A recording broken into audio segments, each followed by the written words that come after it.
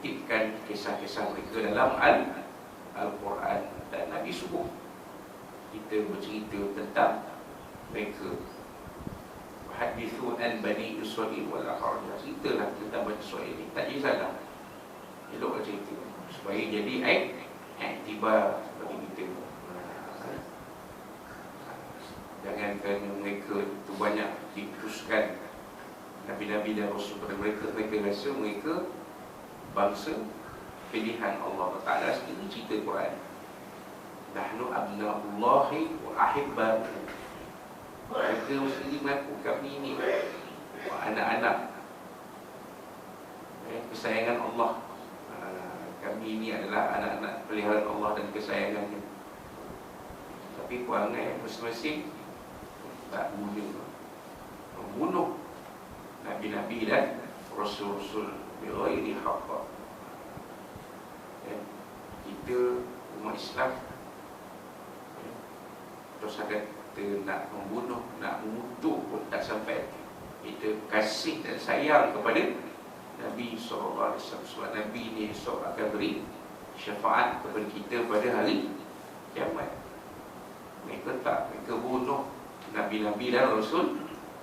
Nabi Zakaria, Nabi Yahya, mereka bunuh.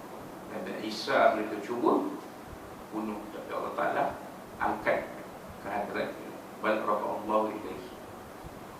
Sampailah saat yang nanti ditetapkan Allah, Nabi Isa akan kembali turun ke dunia ini memimpin manusia pada akhir zaman, saat akhir alam dunia ini, bersama-sama Imamul Mahdi.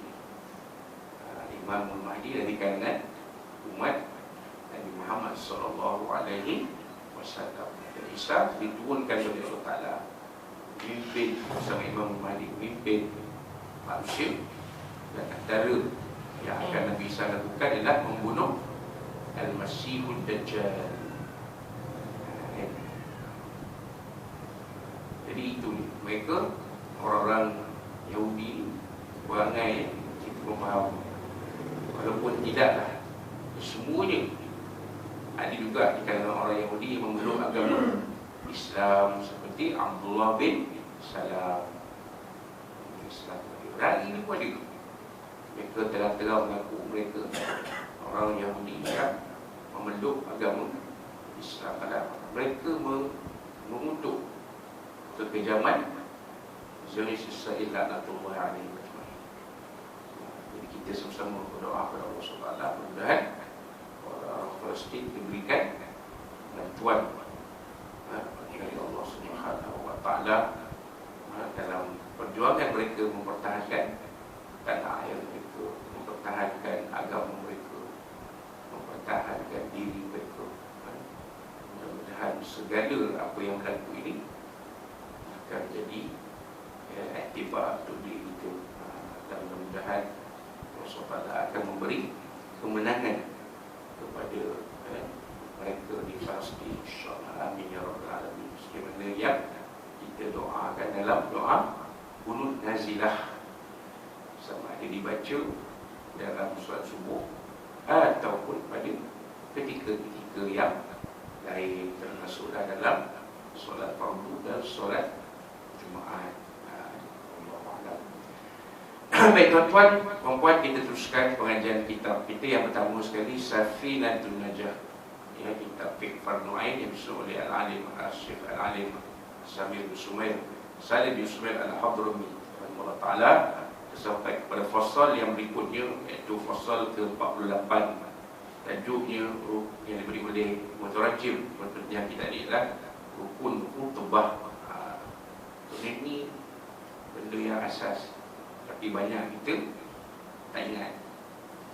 Sampai khatib sendiri pun tak ingat.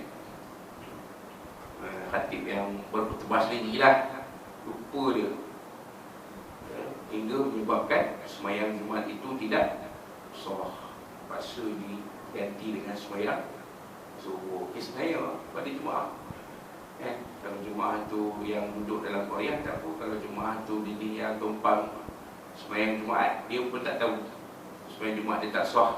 Macam mana? Sebenarnya itulah khatib perlu tahu. Bagi khatib yang berkhutbah. Sebab ada 3 kategori.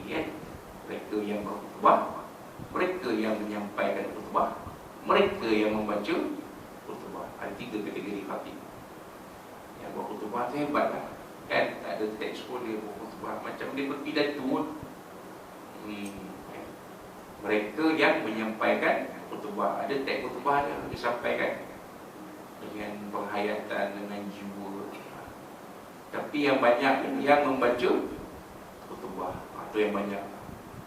Jadi tak heran kalau ada jemaah sedang Jumaat yang dah bersandar di tiang, kemudian terlelap pasal sebab khatib membaca khutbah, tak ada jiwa.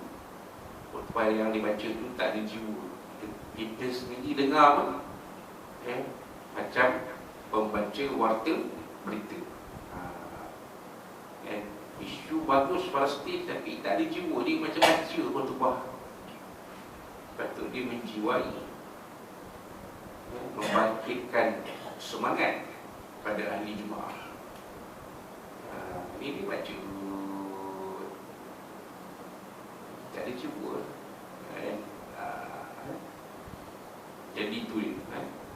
Rukun khutbah. Faslun arkan, fasal kita 48, arkanul khutbataini khamsah. Rukun 2 khutbah ada 5.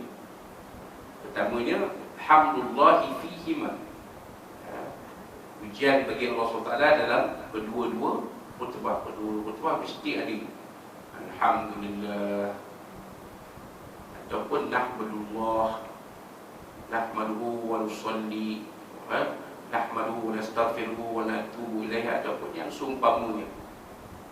Kan? Itu terserah kepada teks tu, terserah kepada penulis khutbah macam mana.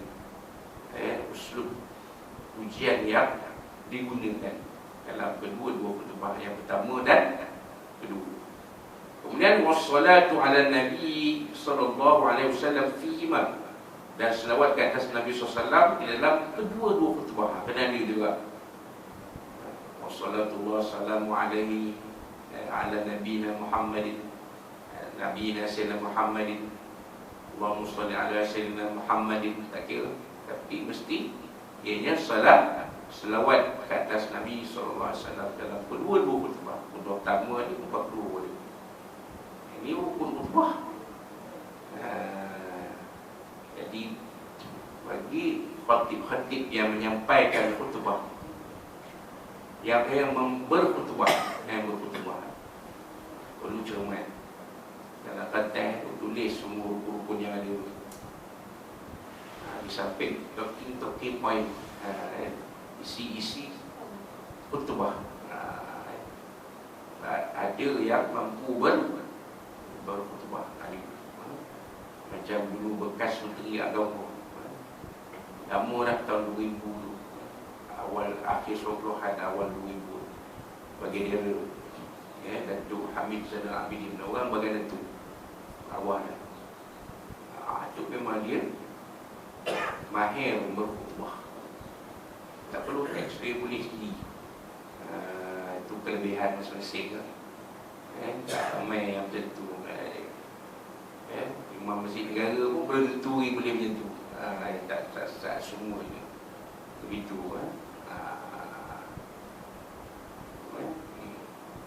Jadi boleh, tak ada masalah, tak ada tag pun. Tapi rukun tu kan susun dari elok. Lepaskan semua rukun yang ada, baru masuk pada talking point, isi-isi khutbah, talking point kan. Kemudian wal wasiyatu bittaqwa fihima, dan pesanan bertakwa pada kedua-dua khutbah. Ittaqullah, usikum bittaqwallah, usikum ayyan bittaqwallah wa ta'atihi. Itu kena ada dulu. Khutbah pertama apa dia? Khutbah kedua pun ada. Kena ada tu, tak boleh tinggal. Kemudian yang keempat, apa dia tuan-tuan? Wa qira'atu ayatin minal Qur'ani